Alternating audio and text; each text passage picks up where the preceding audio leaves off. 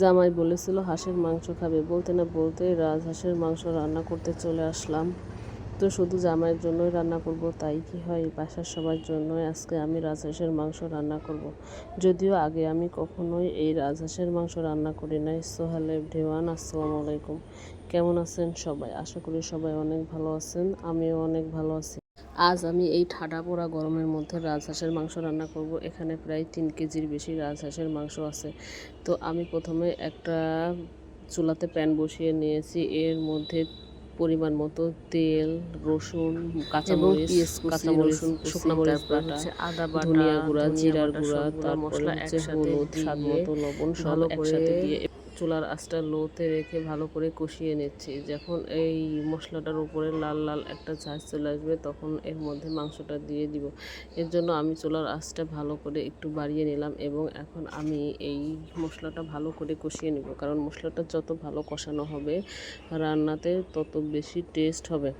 এখন প্রায় মশলার উপরে তেল তেল দেখা যাচ্ছে। এর মধ্যে এখন আমি এই হাঁসের মাংসটা দিয়ে দিব। এখানে প্রায় 3 কেজির বেশি মাংস আছে। তো আমার একার হাতে নাড়তে কষ্ট হচ্ছিল, এর জন্য ফোনটা আমি ব্যাক ক্যামেরাতে আমি ভালো করে মশলার সাথে মাংসগুলা মিশিয়ে নিছি। এখন আমি হচ্ছে এটা ঢেকে দিয়েছিলাম কিছুক্ষণের জন্য। এখন আমি হচ্ছে এই মশলাটার সাথে আবার ভালো করে মাংসটা মিশিয়ে নিব।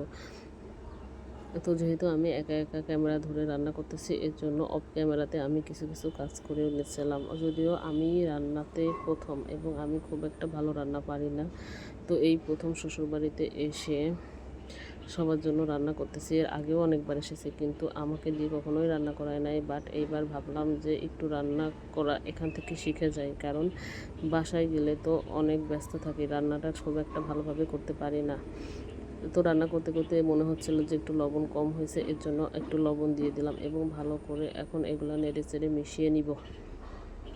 রান্না করতে যেয়ে এত গরম লাগতেছিল যে কি বলবো, তাই বাইরে এসে একটু করে করে দম নিচ্ছিলাম আর যে রান্না করতেছিলাম।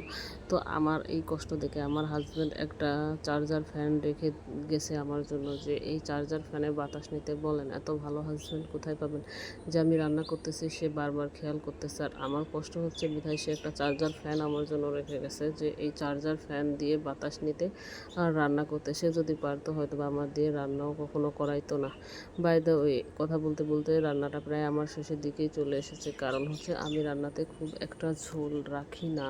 তো সবসময়ই রান্না করতে গেলে গরুর গোশ বা কোনো কিছু রান্না করতে গেলে একটু ভাজি ভাজি করেই রান্না করি। সো আমার রান্নাটা প্রায় শেষের দিকে, আর একটু ভালো করে এই হাঁসটা কষিয়ে নিব। কষিয়ে নিলে আমার রান্নাটা প্রায় শেষের দিকে, গরমের মধ্যে বেশিক্ষণ থাকাও যাচ্ছে না রান্নাঘরে। তো আমার রান্নাটা প্রায় শেষের দিকেই হয়ে গেছে, এখন রান্নাটা নামিয়ে নিব। আর হ্যাঁ, আমি কিন্তু রান্নার মধ্যে পানি ব্যবহার করি না। এই পানিগুলো গোশের মধ্যে থেকে যেগুলো বের হয়েছে সেগুলো দিয়েই একটু ভাজি ভাজি করে রান্না করেছি। তো আজকের মতো ভিডিও এই পর্যন্ত। সবাই ভালো থাকবেন, সুস্থ থাকবেন, আল্লাহ হাফেজ, বাই। আর কে কোন জায়গা থেকে দেখছেন অবশ্যই কমেন্ট করে জানাবেন।